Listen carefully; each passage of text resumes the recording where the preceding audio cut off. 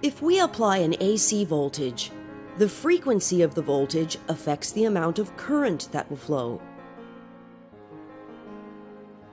Inductors, capacitors, and resistors all react differently to AC voltage. But in all three cases, the frequency of the AC current will be exactly equal to the frequency of the voltage. Let's call the voltage at this point the input voltage. This is the voltage that we control.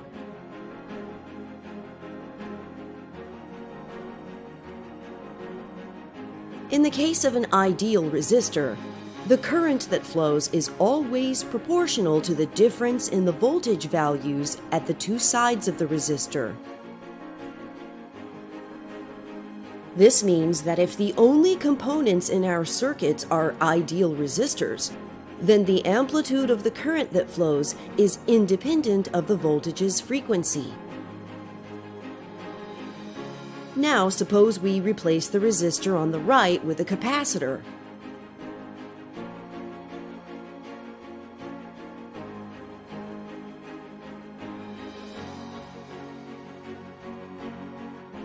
Once the capacitor is charged, both sides of the resistor will have the same voltage, and no current will flow.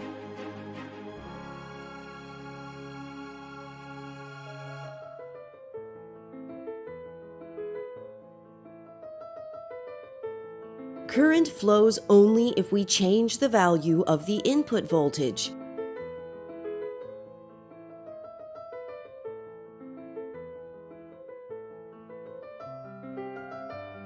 The amount of current that flows depends on the difference in the voltage values of the two sides of the resistor.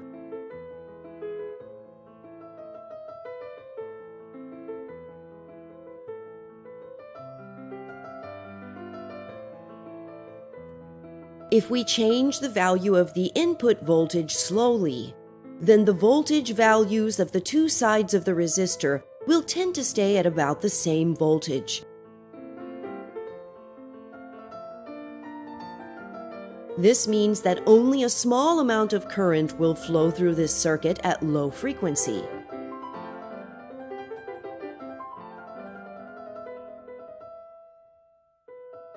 At high frequency, a larger amount of current will flow. This is because if we vary the input voltage quickly as shown, the capacitor never has enough time to charge, and the voltage across it always stays close to zero. Having a voltage across the capacitor that is always close to zero allows a larger voltage difference between the two ends of the resistor, allowing more current to flow.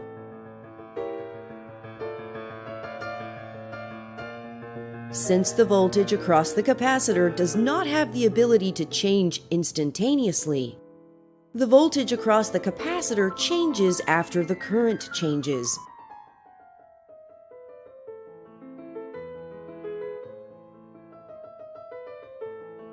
Let's turn off the input voltage.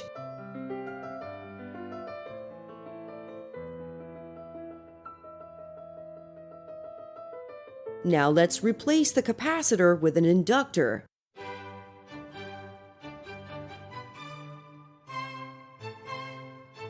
An inductor exerts a force preventing the current flowing through it from changing instantaneously.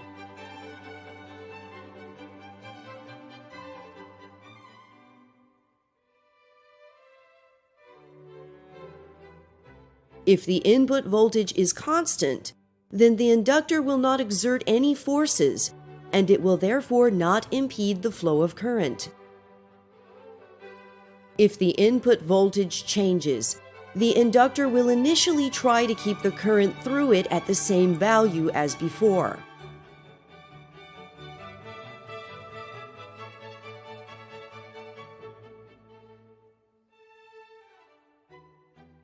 After we change the voltage, we need to wait for the current to change.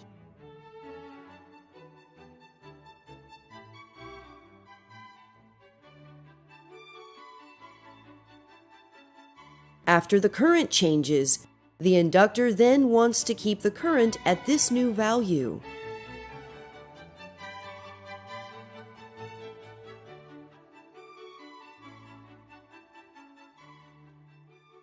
If we change the input voltage very rapidly as shown, the current will not have enough time to change. This means that only a small amount of current will flow through the inductor at high frequency.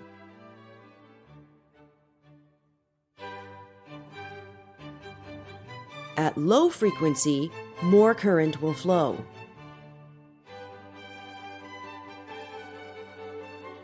In this sense, an inductor has the opposite behavior of a capacitor.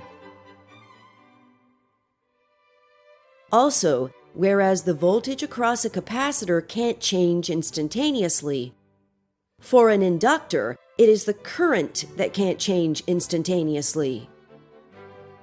This means that for an inductor, the current changes after the voltage changes.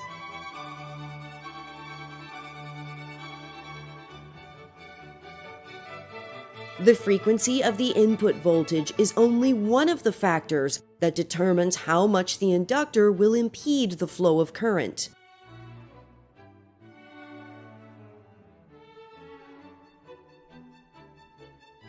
Another factor is the amount of inductance the inductor has. If the inductor has a higher inductance, then a smaller amount of AC current will flow through it.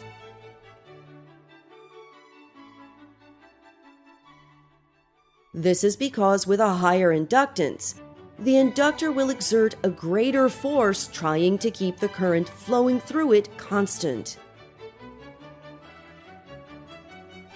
In this example, even though we have a low frequency, we still have a small amount of AC current flowing due to the fact that the value of the inductance is high. Increasing the capacitance of a capacitor has the opposite effect of increasing the inductance of an inductor.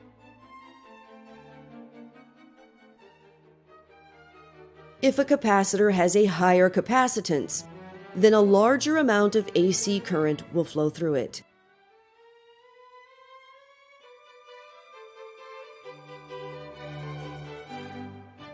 This is because with a higher capacitance, the capacitor charges and discharges more slowly.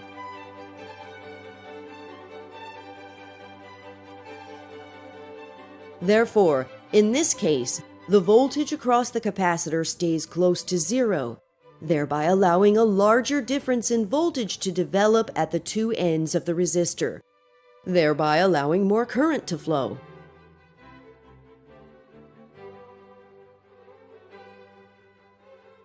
More information is available in the videos titled Capacitors and Capacitance, Inductors and Inductance, Resonance Circuits, and in the other videos on this channel.